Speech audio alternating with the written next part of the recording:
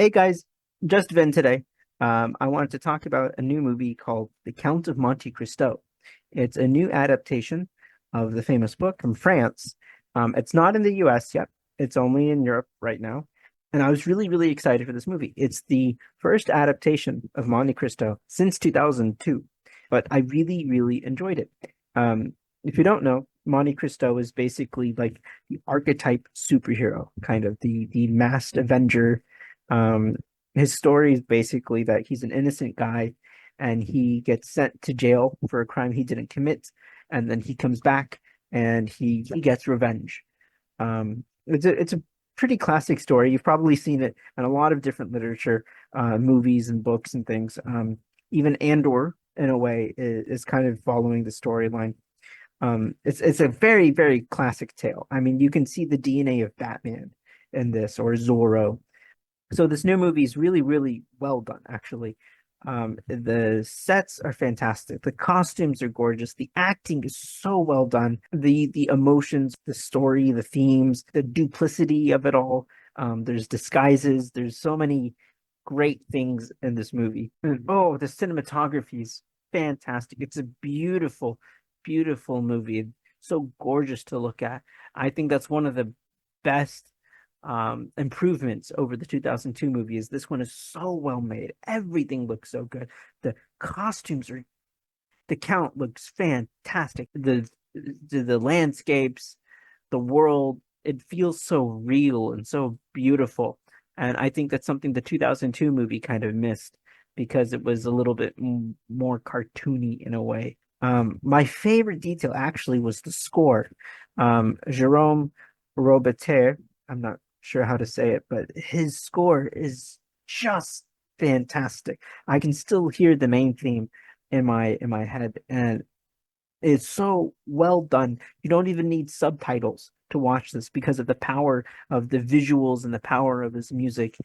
Oh, it's a great, great movie. It's 3 hours and it does feel a little bit long at times, but honestly, it's because of the weight of the book and the weight of the story. They don't adapt the book perfectly. Um, I think they do a better job than the 2002 movie did. In 2002, the Hollywood movie, it had Guy Pearce, Richard Harris. It's a pretty good movie, but they cut out like half the book in order to kind of Hollywoodize it. They made it a little bit more cartoony, maybe because they were inspired by the Antonio Banderas Zorro movie, so they tried to Zorro it up. Um, though ironically, Zorro was based on Monte Cristo. Anyway, this new movie tries to be more grounded and it tries to be more serious. I do think they could have exaggerated some of the drama a little bit more, made it a little more dramatic, maybe build it up and pay it off a little bit. But in these 3 hours, they really try to fit as much as they can. And they do change some things. But overall, I think it's a really, really good adaptation. And I think it's remarkable that we haven't had Monte Cristo for 22 years, but I think this is maybe an adaptation worth it's kind of worth the wait, and it's really worth checking out. So when it comes to the US, or if it comes to a theater near you, give it a look. Um I was really, really, really surprised by how great this was. I do think the 3 hours is maybe it's long for one movie, and it feels like it could have used a little bit more time to maybe build up some of the drama and satisfyingly pay off some of the storylines. So it could have been better, in my opinion, maybe if they had stretched this out. Could have been two movies, or maybe a television miniseries, I think could have done justice to the book. And that way they could have spent a little bit more time with each of the sections, because it goes, even though it's 3 hours, it's paced really quickly to try to get through everything. I think this movie is really remarkable too, because in our current world, we live in an era that's inspired by Monte Cristo, because it's been such a major inspiration on so many masked vigilante stories, at seeking revenge stories and things like that. And I think now a lot of those superhero movies and superhero stories are kind of become cheap cash grabs sometimes, and I think it's kind of lost the intense drama that comes from like Zorro and Batman, even Daredevil.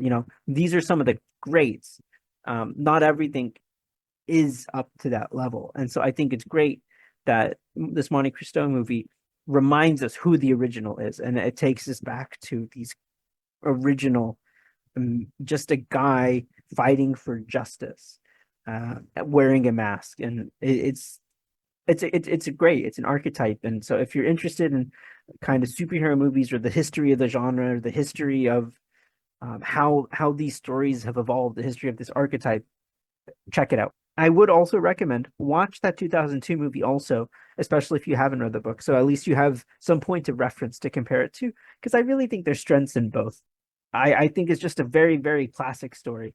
The same filmmakers who made Monte Cristo, they also did a two-part Three Musketeers movie last year, and it seems like it's the same DNA, where it's a kind of like historical superhero movie in a way. There's no superpowers, but it's the same. Batman doesn't have superpowers. It's kind of like that, like fighting for justice and vengeance and pulp superhero stuff.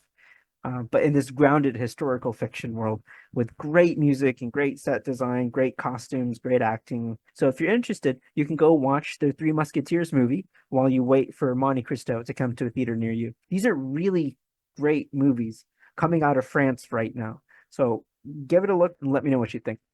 Bye.